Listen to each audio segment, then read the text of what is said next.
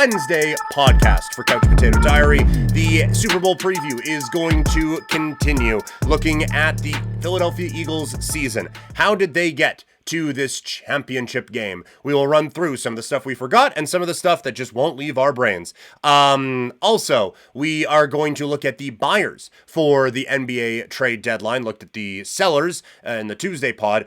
These are now the buyers. Guys who are teams that I think really need just one more thing to get moving a little bit, or maybe need a couple more things, but we'll talk about that. In the world of combat sports, we're going to be looking at the boxing pound for pound rankings, how they change after David Benavidez' win over David Morrell Jr., and get ready for AEW Dynamite on Wednesday night. Toxic, you are absolutely right. Compared to yesterday, that was quite short. Compared to a lot of them, it's a bit of a short one, as we're kind of winding things down and getting ready for football season to be done and get back into the hockey and basketball groove of it all. So we still got one football game left, though, and it happens to be a very big one. Let's get ready for Super Bowl 59 with a recap of the Philadelphia Eagles season.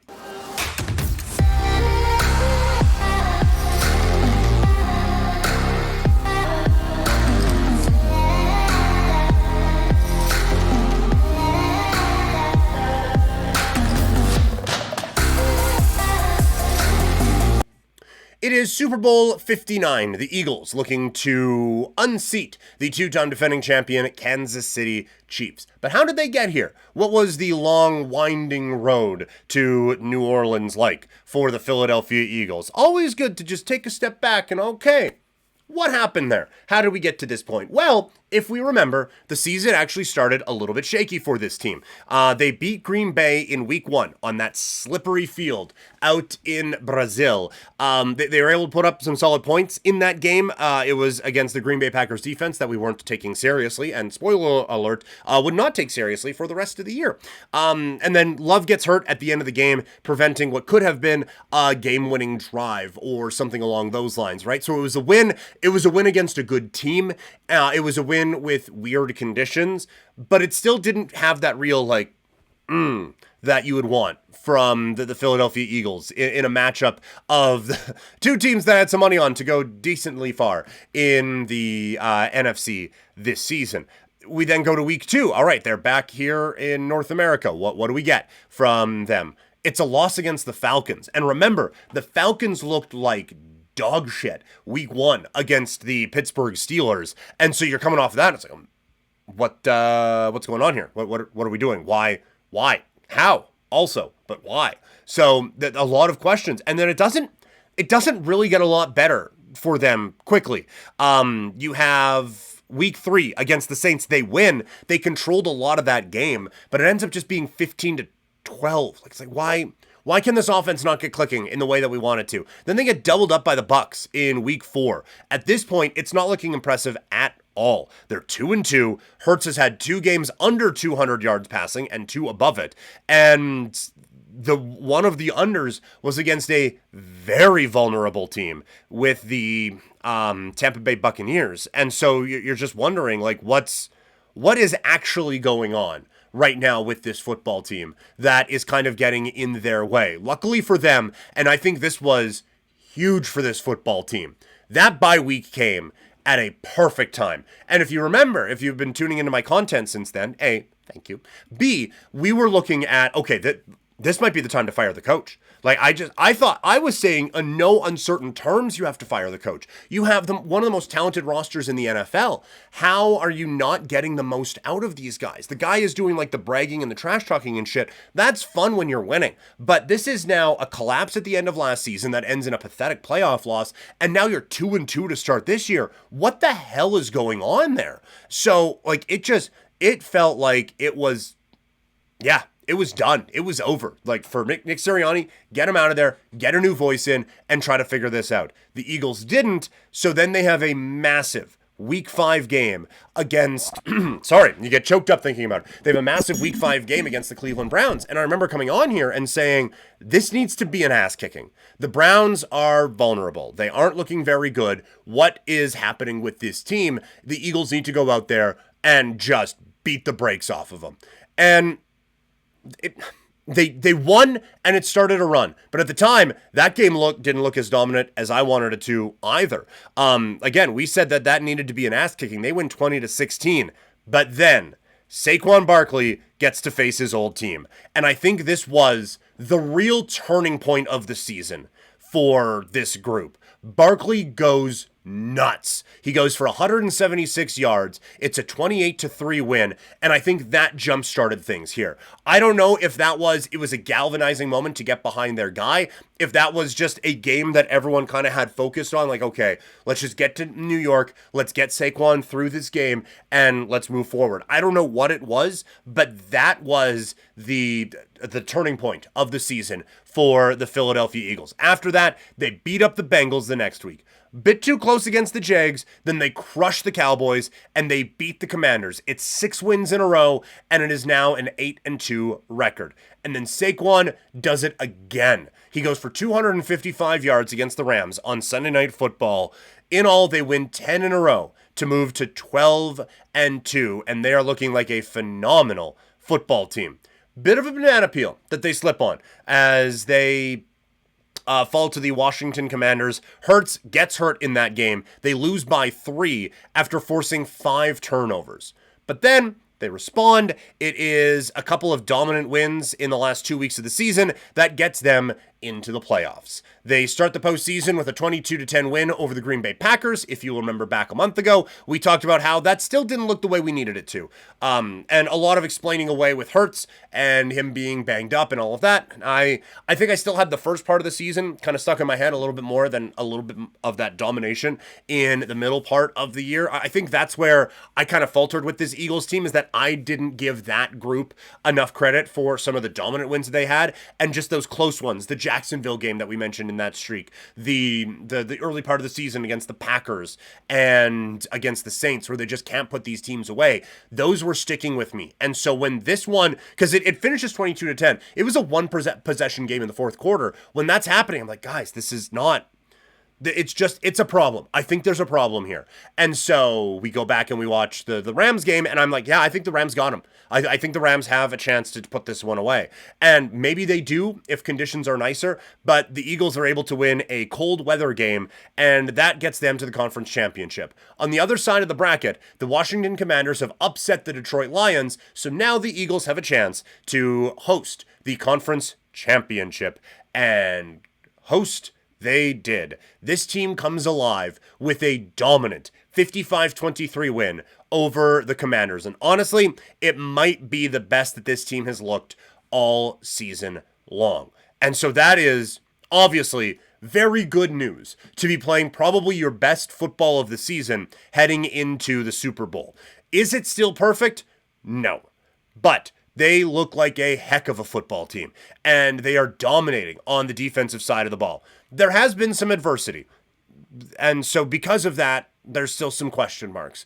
During that great run, out of nowhere, A.J. Brown starts complaining about the amount of volume that he is getting. And so, yeah, it's a run-first team with some very good pass-catching options. And there's, everyone thought it was kind of cute and funny, but you do get a little bit annoyed with a guy who's reading a book on the sideline in a playoff game.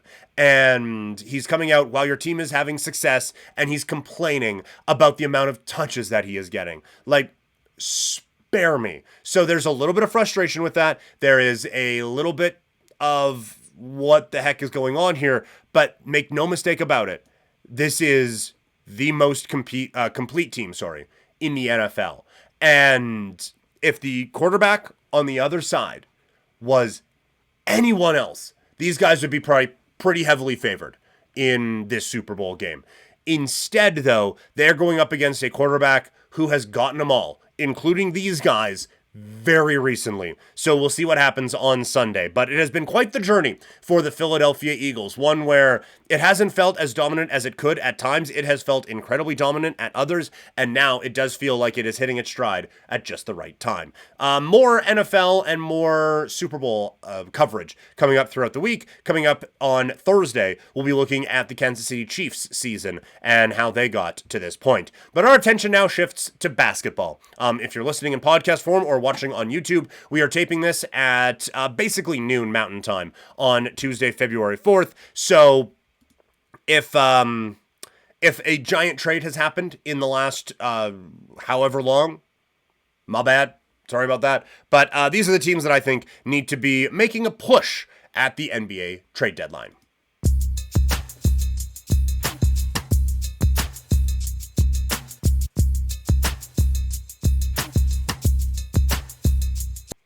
It is NBA trade season, and we have had some monster deals so far. So, who should be playing catch up? These are the teams that I think should be buyers at the NBA trade deadline, starting with the Philadelphia 76ers. I know a lot of people are saying that they should maybe go the other way.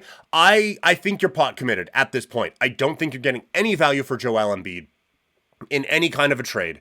You have gone out and spent big in free agency. You won the offseason on Paul George. You have a inspiring young talent at point guard in Maxey.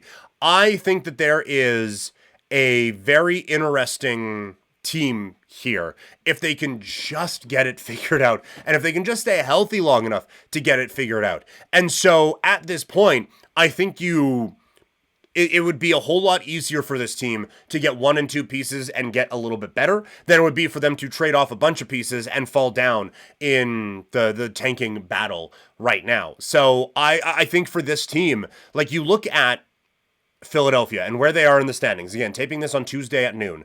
They are entering play on Tuesday, a game out of the play-in, and the team ahead of them is selling off pieces. So you should be able to get into that. And again, a lot of teams just getting into the play-in, that's not all that great. And for Philadelphia, it's not great either, but it certainly beats the alternative of not getting in. But then at that point, you have Embiid, you have Maxey, you have Paul George. You can at least put up a fight against some of the top teams in the Eastern Conference. I just think the Philadelphia 76ers have to try everything they can to get into the postseason, or else, like, this is a disaster, and the people in charge probably going to get fired anyway.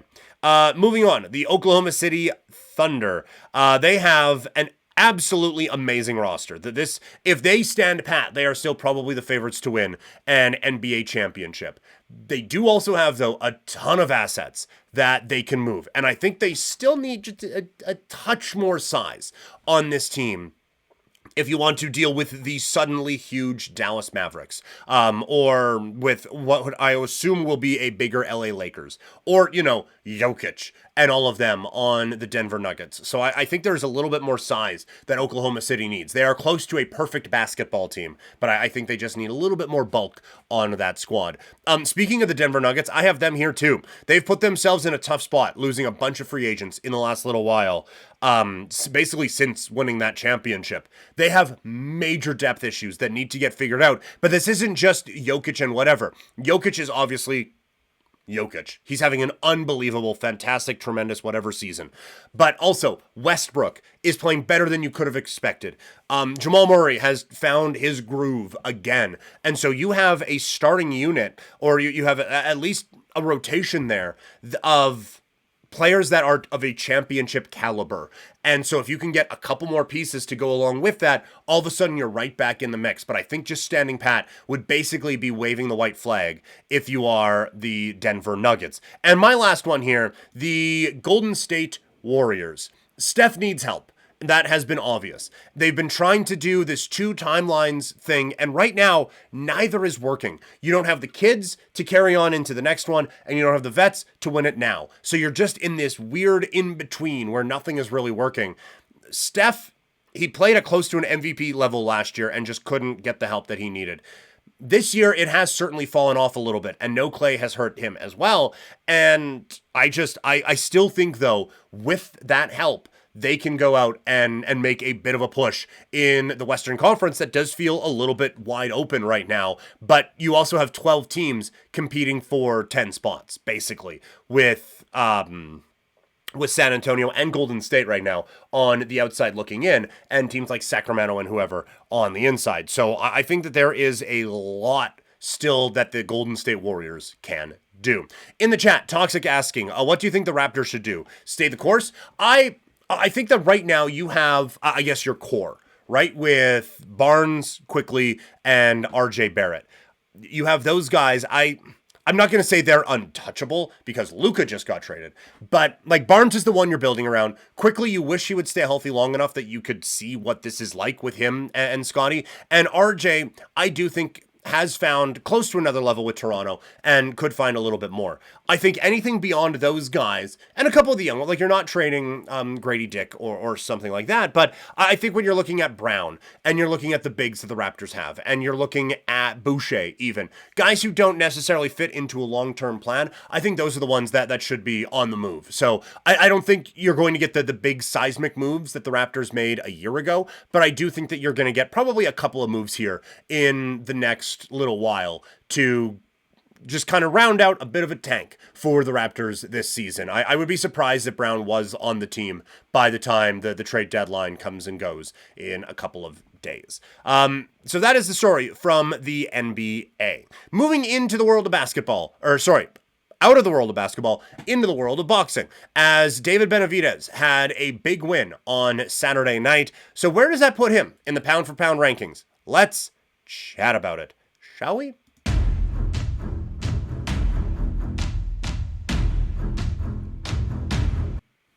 It is pound for pound time, coming off of David Benavidez's win at T-Mobile Arena in Las Vegas, Nevada, against David Morrell Jr. We said going in, it was going to be tough for Benavidez to move up high in the rankings. So let's run through him and see where he ends up. At 10, it stays Teofimo Lopez. If you are seeing the pound for pound rankings from me for the first time, basically the justification there is there are so many guys that I thought about, okay, well, let's put that guy there. Oh, lost to Teofimo. Okay, well, what about, oh, no, lost to Teofimo. What if I just put Teofimo here?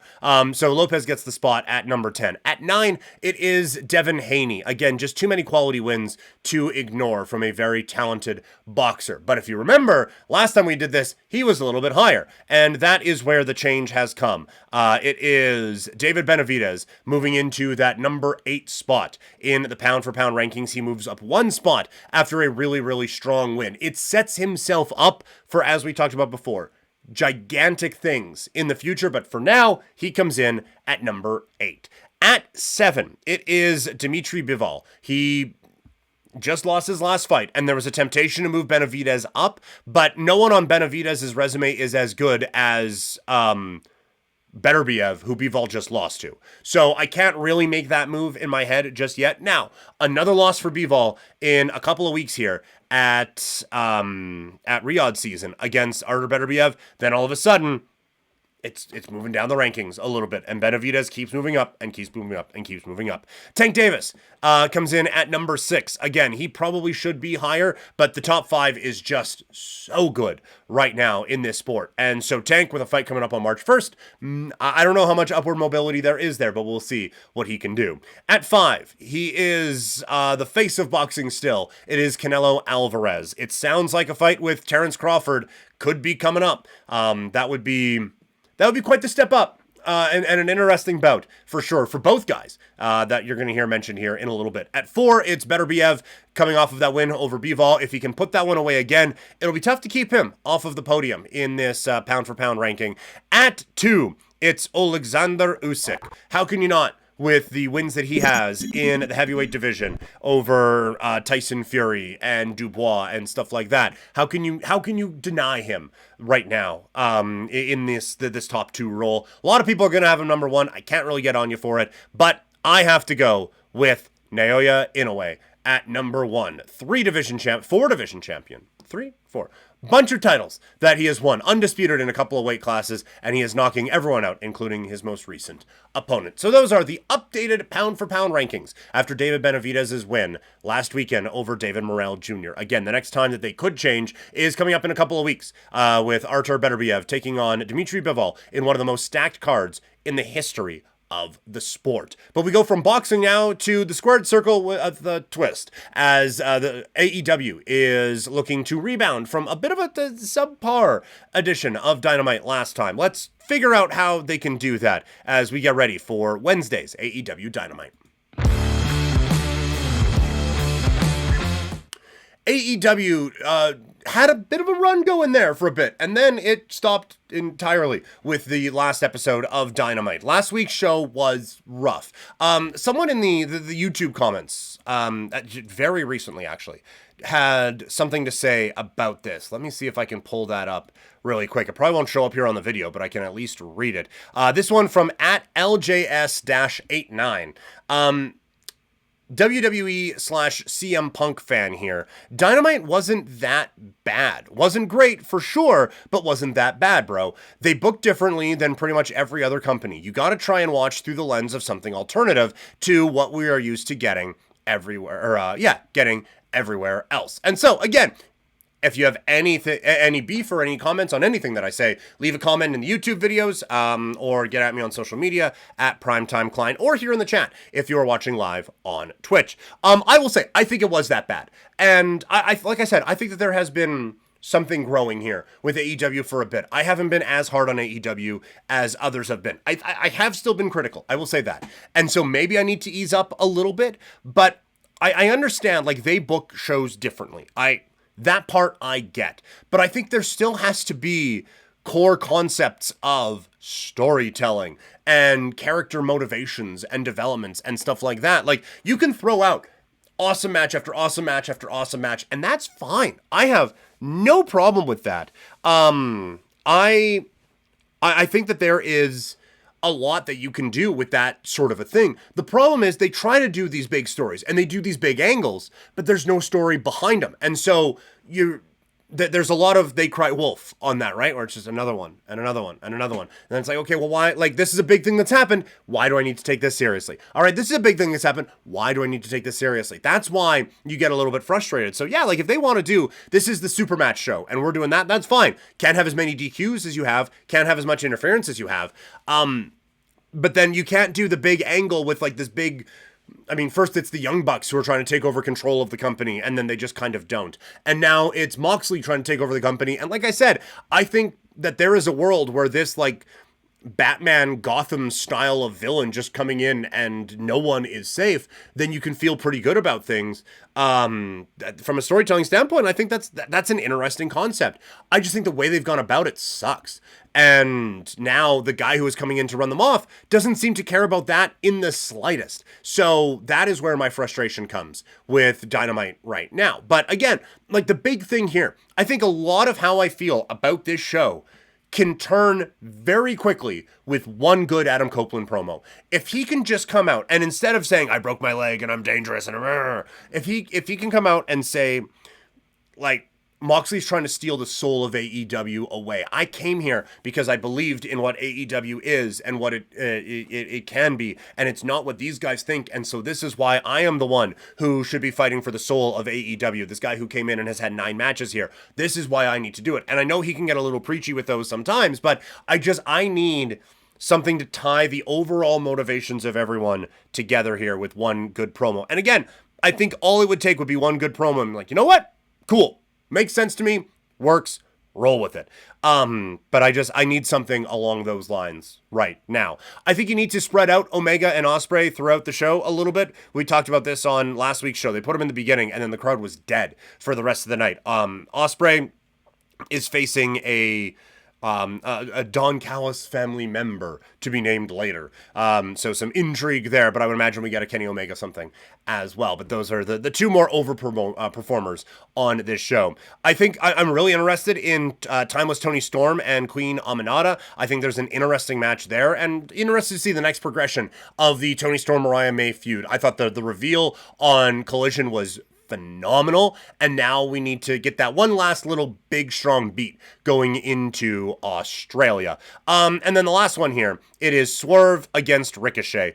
I think it's going to be an unbelievable match, and like, that match alone is worth tuning in for. So again, if you want to do awesome match, we are Awesome Match TV, and that's what we're going to do. That's great. I will be there for Swerve against Ricochet, and I will love it, and it'll be great. But we have to have clean finishes, and we have to we have to have more than one on a show. So that's where I think they're just a little bit in between right now, and it's just a little all over the place. But I will say, last week was, I think, a bit more of the outlier. Recently, Dynamite has been pretty strong and building up a fair amount of momentum. So hopefully they get back on track this week. That is going to do it for everything today. As always, we're presented by Sea of Dead. Check out seaofdead403.ca. Got the awesome Calgary Cannons hats. We got Sea of Dead sweater there as well. We got some Stampede wrestling gear, Dutton's at the Dome, and some Run YYC, also Classic Jacks. So a lot of great old school Calgary swag